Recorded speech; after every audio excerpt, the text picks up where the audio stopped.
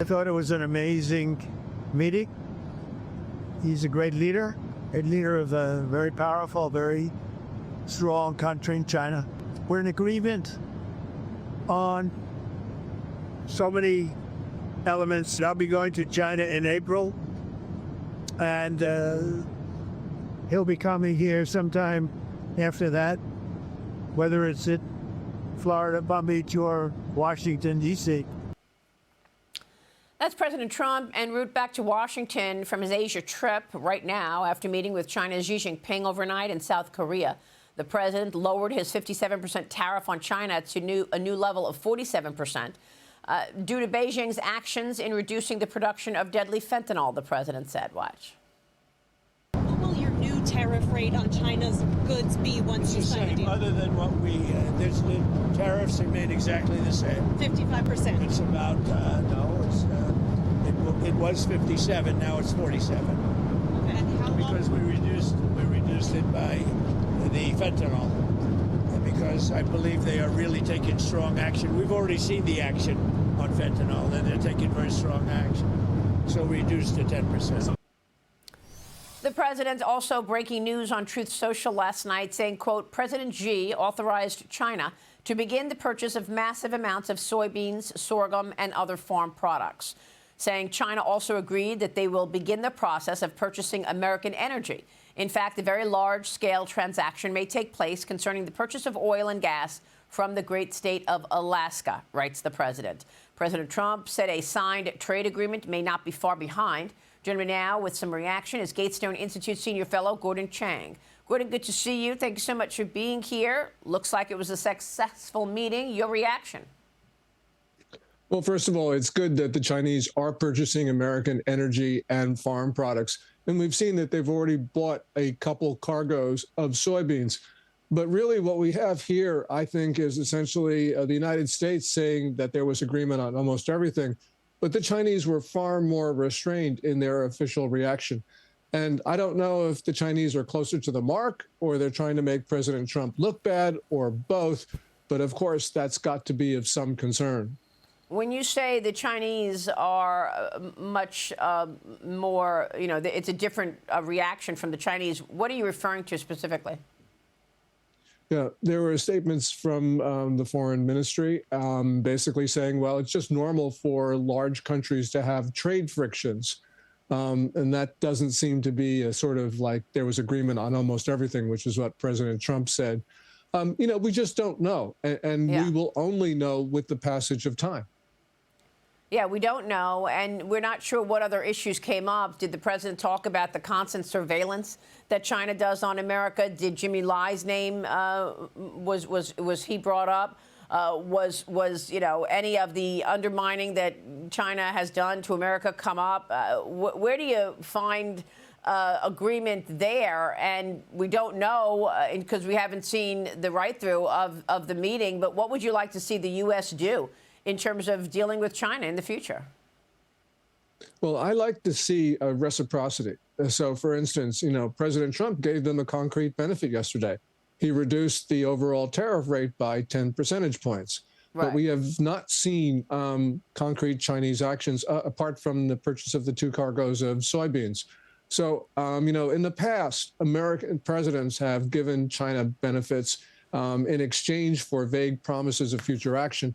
And of course, the Chinese have not carried through. With fentanyl, this is Xi Jinping. He promised to end the fentanyl trade to President Obama in 2016. Xi Jinping promised the same thing to President Trump in 2018. He promised the same thing to President Biden in 2023. And yet the fentanyl continues to flow.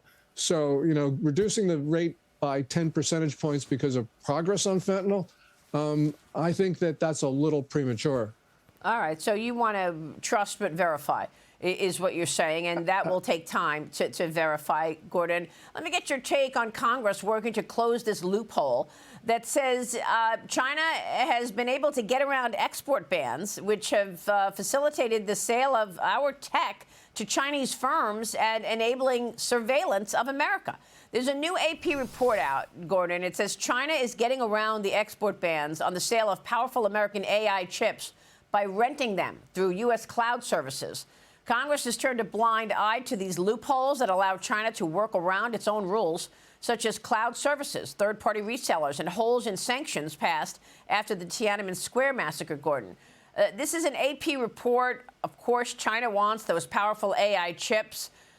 Was it American technology that actually enabled communist China to surveil America? Well, yes, it certainly is true. And it's also American technology that allowed the Chinese regime to surveil Chinese.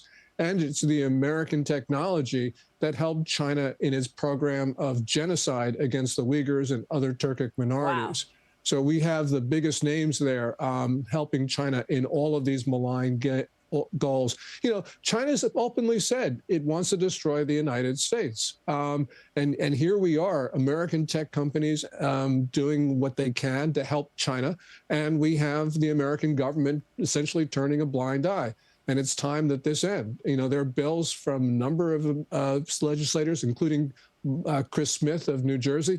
We need to get behind those bills, and we need to align our actions with our ideals. Because if we don't, what we're doing is we're giving confidence to the Chinese regime that that we're no better than they are. Well, these are loopholes, I think, that Congress needs to deal with. I mean, corporate America is going to do whatever corporate America can do to do business and to reach more customers. You've got 1.4 billion people in China. So if it's lawful, expect corporate America to do it. Or are you looking for corporate America to recognize that this is not going to end well for them anyway?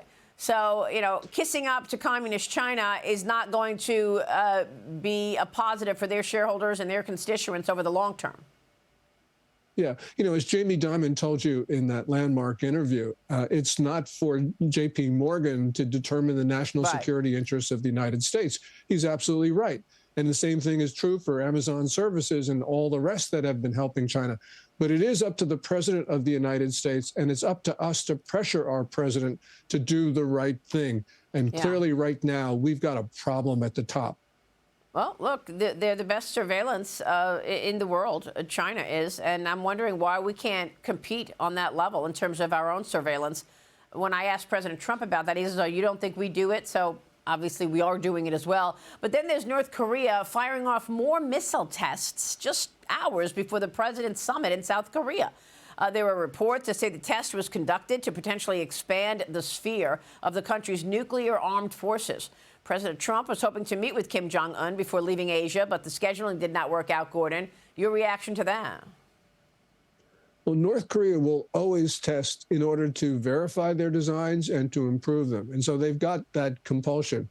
But they do time the test for maximum political gain, as we just saw right now. And clearly, this is a demonstration of their timing. North Korea has the missile that can reach all of the continental United States. So right now, you know, we've got to be concerned that they are improving that, and soon they'll be able to mate their nuclear weapons to those missiles, and their guidance will be good. They're not quite there yet, but they can put a nuke into the United States right now, in all probability. Wow. All right, Gordon, we will keep watching all of that. Thanks very much for weighing in. Gordon Chang joining us this morning.